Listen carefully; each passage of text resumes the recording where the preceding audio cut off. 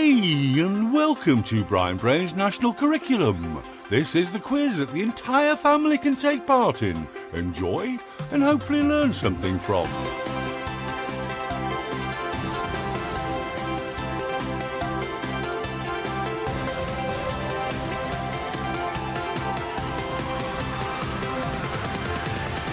Okay, here we go. My name is Brian Brain, and if you haven't played before, don't worry, you'll soon get the hang of it. You might even want to create a prize for the winner or the winners if you decide to play as a team. Let's see if you younger budding brains can beat the adults, the boffs. You see, for every budding brain question for you kids, a harder boff question for the adults will follow. So everybody's got an equal chance. The most important thing, though, is to just have some fun and also to build that brain power of yours. Did you know that your brain works a lot like your muscles? The more you use it, the stronger it gets. So, today's subject is about our world for year one, and we've mixed lots of topics up for you. So, for each question you get right, award yourselves a point. It's as simple as that. Don't forget to keep score as you go along, so you might want to get a pen and some paper before you start. Here's a bit of getting ready time for you.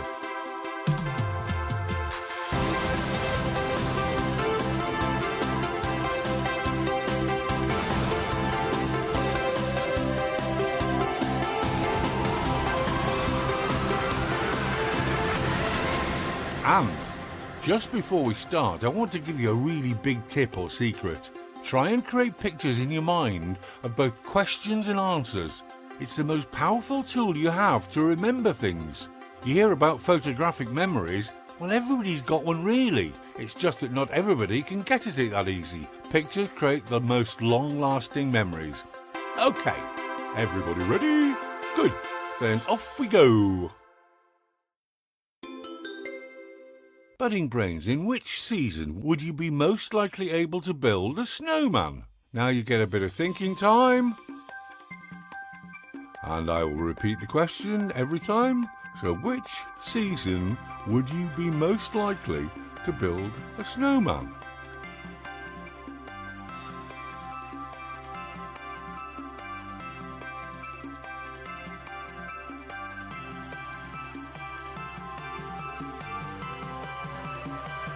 Time's running out, and time's up, and, well, of course it's winter. Everybody knows that, don't we, I hope? In England it normally snows in winter, although in some years it's been known to snow even in summer. Now it's the boff's turn. Boffs, what is the name given to any type of water that falls from the sky? You get your thinking time as well, off you go. What name is given to all types of water that fall from the sky? It's actually a bit of a tricky question.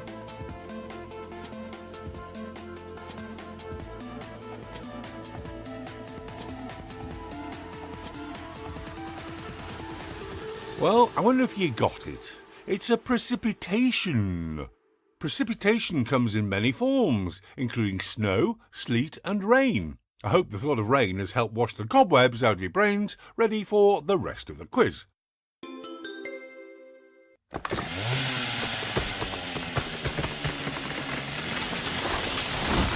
Budding brains, your next question. If a tree is cut down, what should we do in order to make sure that the tree is replaced? Here's your thinking time. What can we do when a tree is cut down to ensure that we don't lose a tree?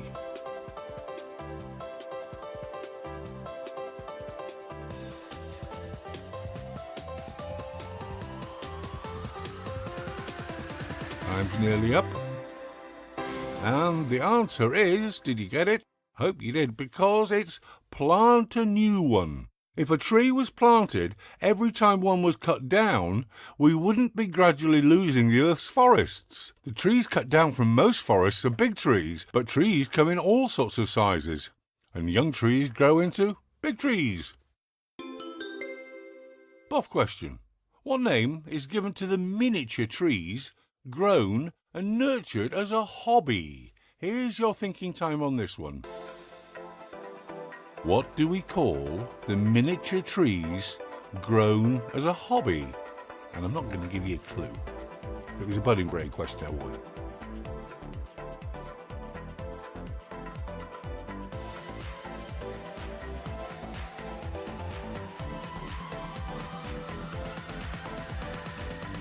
Well, time's up. Did you get it? It's a bonsai. Bonsai or a bonsai. And did you know that although the word bonsai comes from Japan, the word is actually a Japanese version of penzai, the term used in China where the practice originates, although it was picked up by the Japanese thousands of years ago. Question number 3 for you budding brains. Which 2 colours are on the English flag? Here's your thinking time. What are the 2 colours on the English flag?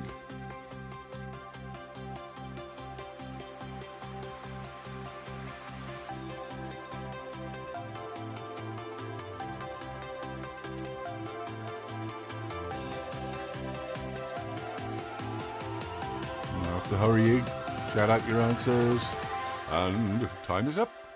The answer is red and white. The red forms a cross on a white background, known as St. George's Cross. If you said red, white and blue, then you might be getting confused with the Union flag, which is the flag of the whole United Kingdom. Aha, remember that one. St. George's Cross, red and white.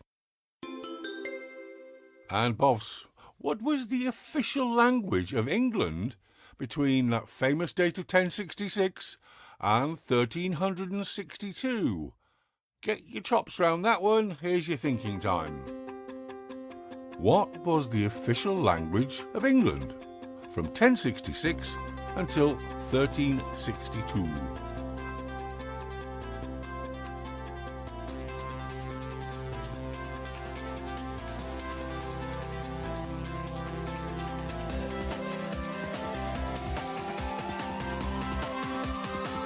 Hurry you, and time's up. Well, I wonder if you got that one. Because it wasn't English, it was French. French of all languages. Well, how about that? In 1066, the British crown was taken by William the Conqueror, who came from Normandy in France and set French as the official language of the country. Budding brains, what continent is England in? Here's your thinking time. What continent is England in? Have a guess, go on.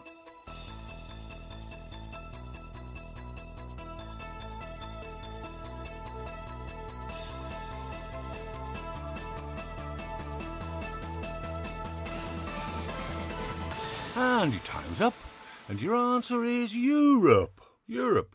There are 7 continents that include all of the land in the world. The one England's in is called Europe. There you go. Bovs, what continent is Kosovo in? Here's your thinking time. What continent is Kosovo in? Kosovo, even.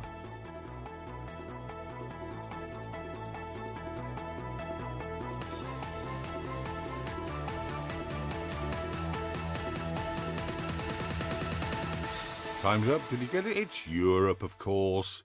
It's a country that lies between Serbia and Albania. Okay, as well as knowing about the countries and continents in our world, it's also important that we try and look after our world. Budding brains, what should we do with aluminium cans when we're finished with them? Here's your thinking time. What should we do with aluminium cans when we're finished with them?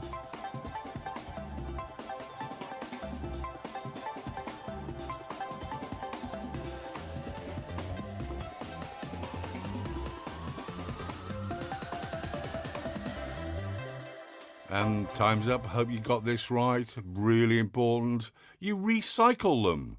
Yep, you recycle them. Recycling is becoming more and more important to save the Earth's resources as well as energy. Recycling is where you reuse the parts that make up an object, rather than throwing it into a big rubbish pile. Boffs, what is the atomic number of aluminium? And if you don't think it's related, well, most cans are made out of aluminium. Here's your thinking time. Cast your mind back to those school days. What is the atomic number of aluminium?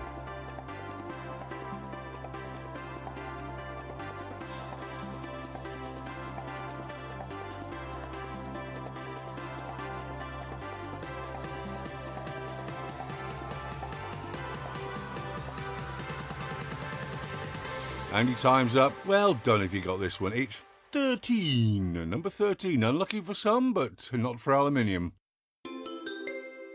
Whilst we're recycling to help save the Earth, it would be useful if we could all talk to each other, and we can do that by learning other languages. So, budding brains, what is the French word for thank you? Here's your thinking time. What is the French word for thank you, or how do you say thank you in French?